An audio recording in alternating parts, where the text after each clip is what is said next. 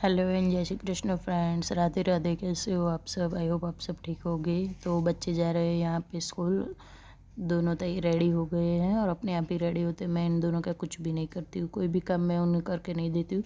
सिर्फ और सिर्फ मेरी ड्यूटी होती है सुबह सुबह उनके लिए ब्रेकफास्ट बनाना, उनका लंच बॉक्स पैक करना, बस।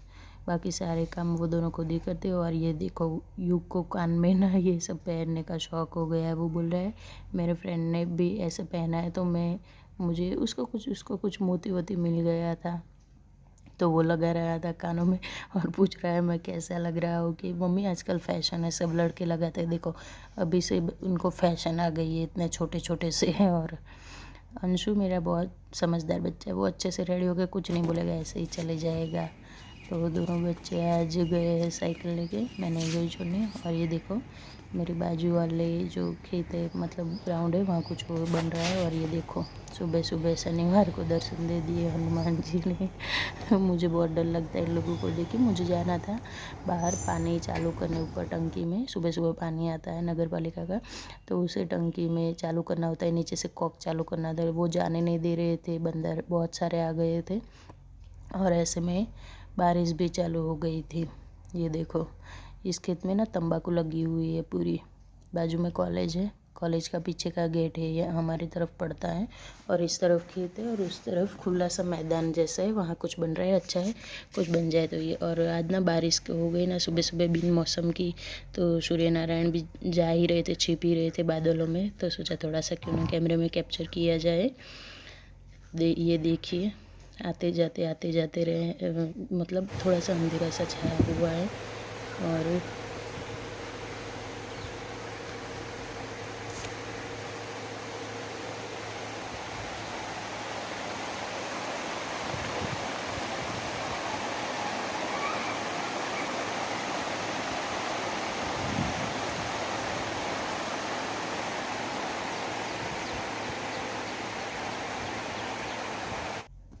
सुबह सुबह बहुत तेज़ बारिश चालू हो गई थी। और ये देखिए अंशु के रूम में ऊपर भी आके बैठ गए बंदर। मुझे काम नहीं कर रहे थे ये लोगों ने, आज मुझे सुबह सुबह बहुत परेशान कर दिया था। मुझे बहुत डर लगता है। तो उनके जाने के बाद बारिश की वजह से सब भीग भी गया था और बहुत सारी धूल मिट्टी आ जाती है रोज़ रोज़ बाहर बाजू में जो काम है पास में, उस वजह से। और रोड भी अब तो एकदम साफ़ दिखने लगी है, तो और कचरा आने लगा है। तो मैं ना डेली ये सब चीज़ें, मैं ना आज आप लोगों को कुछ घर को साफ़ सुथरा रखने की टिप्स देने वाली हूँ, क्योंकि ऐसे हम लोग अपने घर को एकदम नीट एंड क्लीन रख सकते हैं। मैं कैसे रखती हूँ अपने घर को, तो मैं शुरुआत करती हूँ बाहर से, आंगन से। मैं सीधा घर पे से शुरुआत नहीं करती हूँ, पहले बाहर से शुरुआत करती हूँ। बाहर की सफाई होगी जितना बाहर का एरिया हमारा साफ़ है। अगर आप लोगों मेरे जैसे घरों में रहते हो, तो अगर आप फ्लैट में रहते हो तो फिर आपको कोई परेशानी नहीं, फिर तो आपको अपने घर का ही देखना है, अंदर का ही देखना है। और ये देखो कितनी ज़ोर ज़ोर से हवाएं चल रही थी। यहाँ पे कपड़े भी मेरे उड़ रहे हैं, जो भी सारी चीज़ें रखी हुई है वो सब उड़ रहा है। तो ना मैं क्या बोल रही थी कि हमें बाहर से सफाई रखनी चाहिए, तो इसलिए मैं सबसे पहले सफाई बाहर के करती हूँ। चाहे मुझे धोना नहीं है तो मैं झाड़ू भी बाहर ही पहले लगा देती हूँ, फिर बाद में घर में लगाती हूँ। क्योंकि बाहर का एरिया अगर हमारा चोखा रहता है, साफ़ रहता है, तो बच्चे हो या बड़े भी हो, कोई भी हो, गंदे पैर लेके अंदर नहीं आता। फिर ना मैं यहाँ पे खुले पाँव भी घूम सकती हूँ, खुले पाँव भी काम कर सकती हूँ। इसलिए मुझे सबसे पहले सफाई करनी होती है बाहर की, फिर मैं घर के अंदर जाती हूँ। और मेरा बाहर का एरिया आप लोगों को पता ही है कितना बड़ा है, तो इसको साफ़ करने में मुझे, जिस दिन मुझे धोना होता है उसको, उस दिन मुझे 1 घंटा तो लग ही जाता है। क्योंकि पहले झाड़ू लगाओ, फिर उस पर पानी डालो और उसके बाद फिर वाइपर मारो। कभी कभार तो मैं पोछा भी लगा देती हूँ, कभी कभी मैं शाम को ये काम कर लेती हूँ, जिस दिन ऐसा लगता है कि दिन में मुझे टाइम नहीं मिला था। लेकिन ऐसा बहुत रेयर केस में होता है। मोस्टली तो मैं सुबह ही करती हूँ, क्योंकि सुबह में पूरा दिन साफ़ रहेगा ना, फिर शाम को करेगी तो रात में फिर से गंदा होगा, सुबह फिर साफ़ करना पड़ेगा। इसलिए मैं रेयर केस में ही शाम को साफ़ करती हूँ, लेकिन सुबह में तो करती हूँ डेली, और डेली करना ही चाहिए। ये देखो भाई बंदर आ गए थे और मुझे भगाया इन्होंने, मैं कैसे फ़ोन लेके भागी हूँ अंदर। और उसके बाद आज बारिश की वजह से ना बाहर की बालकनी, ऊपर की जो ऊपर मास्टर बेडरूम है ना, उसकी बालकनी है। अंश का जो बेडरूम है उसकी बालकनी है, ये बहुत बड़ी बालकनी है। मैं पूरा कैमरे में कैप्चर नहीं कर पाई, क्योंकि आसपास में लोग देखते हैं, ऐसे ट्राईपॉड मोबाइल लेके मैं घूम नहीं सकती। यहाँ किसी को पता नहीं है कि मैं यूट्यूब पे काम कर रही हूँ, मतलब व्लॉग बना रही हूँ। तो पहले मैंने पोछा लगा के देखा था, सोचा कि चलो पोछा लगा देती हूँ, मतलब ऐसे साफ़ हो जाए तो, लेकिन नहीं हुआ, उल्टा ज़्यादा फैल गया। तो उसके बाद मैं बाल्टी भर के पानी डाल दिया और ऊपर में एक झाड़ू रखती हूँ। ऊपर का सारा सामान ऊपर ही रखती हूँ, नीचे का सारा सामान नीचे ही रखती हूँ, ताकि मुझे ऊपर नीचे ना करना पड़े बार बार और आलस ना आए, मैं आराम से अपना काम कर सकूँ। जो अगर मुझे ऊपर का करना है तो ऊपर मुझे सारी चीज़ें मिलती है, नीचे का काम करना है तो मुझे नीचे सारी चीज़ें मिल जाती है। और हमें ऐसा ही करना चाहिए। अगर आप लोगों का मेरे जैसा घर है तो आप लोगों को भी बिल्कुल ऊपर का सामान क्या रखना होता है, एक झाड़ू, पोछा, बाल्टी, ऐसा ही रखना होता है ना। यूज़ करते हैं तो होता ही है सामान, लेकिन मेरा तो ऊपर का एरिया कम यूज़ होता है। और ना आज मैंने आटा चक्की भी लगाई, इसलिए मेरे कपड़ों पे पूरा आटा भी लगा हुआ है। आटा चक्की गेहूँ के आटे के लिए नहीं, मैंने बाजरे के आटे के लिए लगाए हुए थे। तो ऊपर काम हो रहा था। अब देखो, एक काम लिया तो दूसरा भी सोच लिया। देखो मैं पूरी आटा हो गई हूँ। तो ना मैं यहाँ पे जाले थोड़े से हो गए थे, तो अभी ऊपर आई थी तो साथ के साथ मैं जाले भी ले लूँगी सारे के सारे। ये सामान भी मेरा मोस्टली ऊपर ही रहता है। और मंदिर में तो डेली सफाई करनी ही करनी होती, लेकिन 2-3 दिन मैं घर पे नहीं थी, इसलिए मेरे जाले ज़्यादा हो गए थे। तो अभी मुझे जाले भी उतारने थे सारे के सारे। और साथ के साथ बाजू में आटा का, ये जो रूम का दरवाज़ा खुल रहा है ना, वो स्टोर रूम है, और स्टोर रूम में ही मैंने आटा चक्की लगाई हुई है। अगर आप लोगों ने मेरे आगे के ब्लॉग देखे हैं तो आपको पता ही होगा। तो वहाँ पे आटा चक्की अपना काम कर रही है, बाजरे का आटा पीस रहा है। तब तक मैं, ये देखो बहुत बड़ी विंडो है, ये जो स्टेयर्स में, मतलब सीढ़ियों में जो होती है ना, वो बीच की बालकनी में बहुत बड़ी वाली विंडो है। तो यहाँ पे भी ऐसे दिखाई नहीं देता, लेकिन थोड़ा करके ना सब जम जाता है कचरा, और फिर ज़्यादा हो जाता है ना तो फिर प्रॉब्लम हो जाती है। इसलिए मैं जब भी थोड़ा काम होता है मैं कर ही लेती हूँ। मैं टालती नहीं कि चलो वीकली सफाई करूँगी, मंथली सफाई करूँगी, नहीं, मेरी सफाई डेली होती है। डेली मैं घर का एक कोना लेती ही हूँ। और अगर आप लोग भी हाउसवाइफ हो मेरी तरह, और आपका भी इतना बड़ा का घर है, या चाहे छोटा भी घर है, अगर छोटा घर है तो अच्छा है, डेली आप एक कोना लोगे तो कभी भी आपके घर पे गेस्ट आते हैं तो आपको टेंशन नहीं होती कि हाँ फ़ोन किए बिना आ गई, अब क्या करूँ, घर इतना गंदा पड़ा है। नहीं, डेली आप अगर एक कोना का साफ़ करते हो तो आपका घर साफ़ सुथरा ही रहेगा, कभी भी आपको अलग से क्लीनिंग करने की ज़रूरत नहीं पड़ेगी। तो मैं डेली कुछ ना कुछ लेती रहती हूँ। अगर आप लोग मुझे फॉलो कर रहे हैं तो आपको पता ही होगा कि मेरे हर व्लॉग में कुछ ना कुछ सफाई होती ही रहती है। ऐसा नहीं कि मैंने मंथ में एक बार घर पूरा क्लीन कर लिया या वीक में कर लिया, नहीं, मुझे वो सब पसंद नहीं है। वो मेरी चॉइस है, आप लोगों की चॉइस कैसी है वो मुझे ज़रूर बताना। आप लोग कैसे घर को साफ़ करना पसंद करते हैं, मुझे भी कुछ टिप्स देना। मैं भी आप लोगों से कुछ सीखना चाहूँगी। ऐसा नहीं कि मुझे सब आता है, मुझ में भी कमियाँ हैं, मुझे भी बहुत सारी चीज़ें और सीखनी है। तो हम लोग सब साथ में मिलके एक दूसरे को सिखाएंगे तो हो जाएगा। तो यहाँ पे ये ना कपड़े मैंने नाइट में ही मशीन में डाल दिए थे, क्योंकि हम लोग गांव से आए, फिर मैंने कपड़े ही नहीं वॉश किए थे, मुझे टाइम ही नहीं मिला था। मेरी सारी साड़ियाँ जो हैंड वॉश होती है, मशीन वॉश होती है, मैंने मशीन में डाल दी थी। सिंपल साड़ियाँ रेगुलर वेयर की जो मैंने घर पे पहनी हुई थी वो, और जो हैवी है वो मैं ड्राई क्लीन के लिए दे दूँगी। और उसके बाद नहा धो के पूजा पाठ करके मैं आ गई थी खाना बनाने के लिए। ये हमारा सबसे मेन टास्क होता है। तो खाना बनाने से पहले एक बार किचन प्लेटफॉर्म को ना हमें एक बार वाइप कर लेना चाहिए, चाहे पोछा हो चाहे कपड़ा हो, जो भी चीज़ हो आपके पास। और उसके बाद अगर आप खाना बनाते हो तो आपको किसी भी चीज़ को कहीं रखना है तो थोड़ा टेंशन नहीं होगा। इसीलिए मैं थोड़ा पहले कपड़ा एक हल्का सा लगा देती हूँ, उसके बाद मैं खाना बनाना स्टार्ट करती हूँ। तो खाना में सब्ज़ी तो मैंने कब से कट करके रख दी थी, वॉश करके भी रख दी थी। तब तक उसका पानी निकल जाए तब तक मैंने दूसरे काम निपटा लिए थे। और अब सब्जी आज बनाई है मैंने मिक्स वेज। ज़्यादातर विंटर में मेरे घर में मिक्स वेज ही ज़्यादा बनता है, क्योंकि विंटर की सब्ज़ियाँ ना बच्चे नहीं खाते। अगर एक डाला एक नहीं डाला तो फिर उनका नाटक चालू हो जाता है, ये नहीं खाऊंगा वो नहीं खाऊंगा। तो मैं क्या करती हूँ, मिक्स करके बना देती हूँ। इससे बच्चे भी खा लेंगे और बड़े भी खा लेंगे।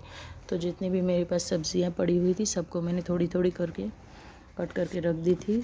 और आज बनाऊँगी मैं बाजरे की रोटी, क्योंकि सुबह सुबह मैंने बाजरे का आटा इसीलिए पीसा था कि आज मुझे बनानी थी बाजरे की रोटी है। मुझे बहुत याद आ गई थी बाजरे की रोटी की, तो बना लेते हैं गर्मा गर्म। बाजरे की रोटियाँ।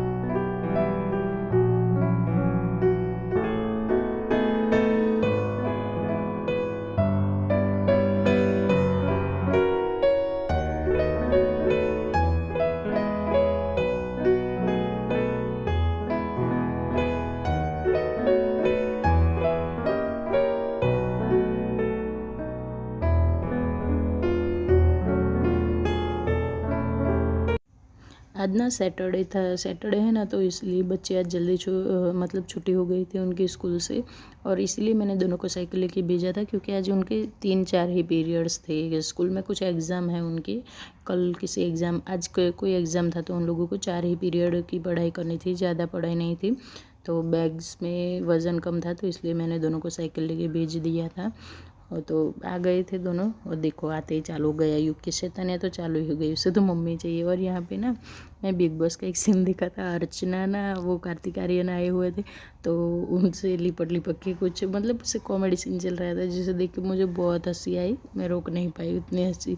मैं ना बिग बॉस को बहुत पसंद करती हूँ। मुझे मेरे घर में हर कोई, ये डार्क सर्कल मेरा अभी ज़्यादा हो गए ना, उसका रीज़न ये बिग बॉस ही है। बिग बॉस की वजह से मेरे डार्क सर्कल हो गए, क्योंकि जब तक बिग बॉस देखती नहीं मुझे नींद नहीं आती अच्छे से। और 3-4 महीने से इस बार तो ज़्यादा चला है, इसलिए ये चालू में मेरा बिग बॉस ही देख रही हूँ मैं, क्योंकि कल रात में मैंने नहीं देखा था, आधा छोड़ के मुझे सोना पड़ा था, मेरा सिर में बहुत दर्द हो रहा था इसलिए। और साथ के साथ गेहूं की रोटियां भी बना लूँगी, नॉर्मल रोटी, क्योंकि अंश और युग नहीं खाएंगे। मेरे और हस्बैंड के लिए ही मैंने बाजरे की रोटियां बनाई थी, बच्चों के लिए गेहूं की बनाई थी, साथ के साथ दोनों को खाना भी दे रही थी। और ये आटा ना ठंडा हो गया था, गरम गरम आटे को आटे के डब्बे में किसी भी कंटेनर में नहीं रखना चाहिए, आटे को ठंडा करने के बाद ही निकालना चाहिए।